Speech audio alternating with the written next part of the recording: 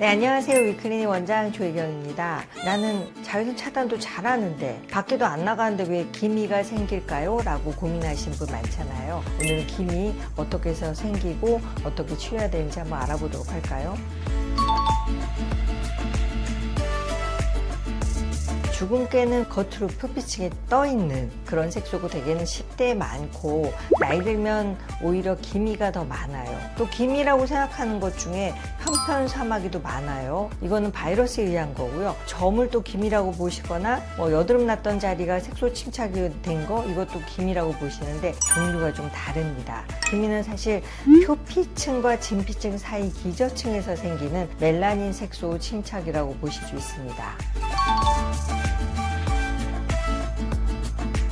기미는 가장 많은 원인이 자외선이긴 합니다. 두 번째는 노화가 돼서 생기는 거, 세 번째는 호르몬에 의해서 생기는 거, 네 번째는 자극에 의해서 생기는 거, 이런 것들을 들 수가 있는데요. 요즘 홈케어 너무 집에서 많이들 하시고 있는데 잘 하시면 도움이 됩니다. 그런데 홈케어를 너무 열심히 하는 거예요. 반복해서 할 경우에 피부 타입에 따라서는 문제가 될 수 있고요. 과유불급이라고 매일 하면서 자극을 준다? 그런 경우에는 기미가 더 많아질 수 있으니까 조심을 하시는 게 좋겠습니다.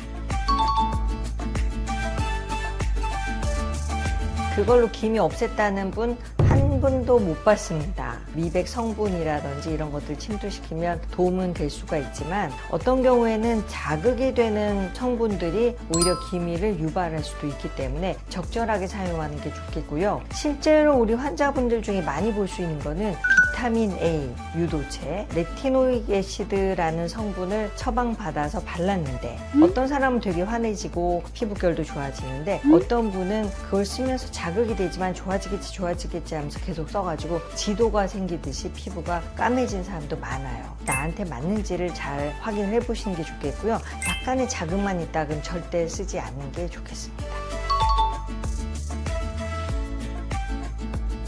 표피층에서 기저층에 있는 각질 형성 세포 사이에 있는 멜라닌 세포가 색소를 옆으로 쫙 뿌려져 가지고 생긴 게 멜라닌 색소 침착 기미라고 할 수가 있는데요. 얘는 어떤 때 많이 생기냐면 사실은 우리 몸의 방어 기전이에요.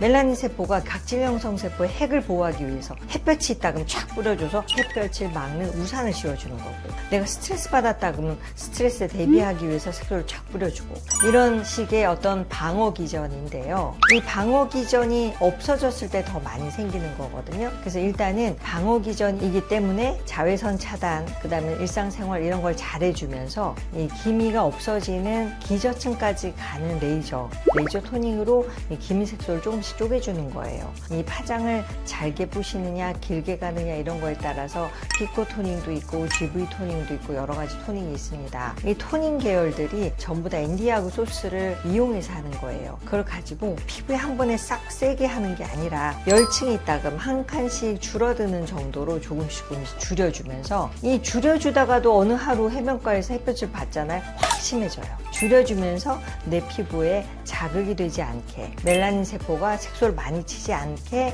조심을 해주는 게 굉장히 중요하고요. 또 하나 기미가 왜 생긴다 그랬어요? 노화가 되면 생기잖아요. 이럴 때는 노화를 줄이는 피부 재생을 도와주는 부스터 성분을 같이 하게 되면 기미 치료에 시너지를 받을 수 있습니다. 그렇기 때문에 하는 치료는요, 기미 레이저를 같이 해야 되고 스킨 부스터로 재생을 도와주는 걸 하고요. 집에서는 이 기미 연고가 또 있어요. 이런 성분으로 같이 해주신다면 시너지 효과를 받을 수 있습니다.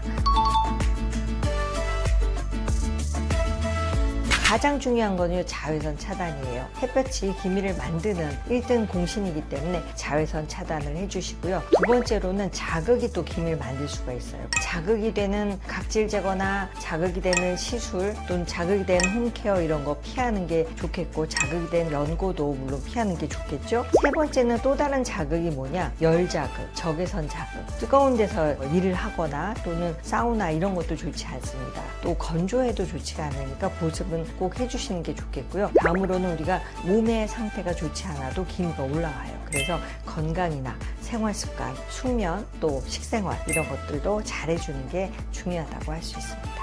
오늘은요, 우리 생활 속에서 기미를 더 심하게 하는 어떤 습관이 있지 않았나에 대해서도 알아봤고요. 기미를 치료하는 것은 굉장히 길고 꾸준한 생활까지 잘해야 되는 그런 질환이다라는 걸 알려드렸습니다. 여러분도 매일매일 하는 습관에서 내가 기미를 더 조정하는 건 없었는지, 또 생활을 잘해서 기미를 덜 생기게 하는 방법이 무엇인지 잘 아시고요. 기미 예방하는 생활 되셨으면 좋겠습니다. 감사합니다.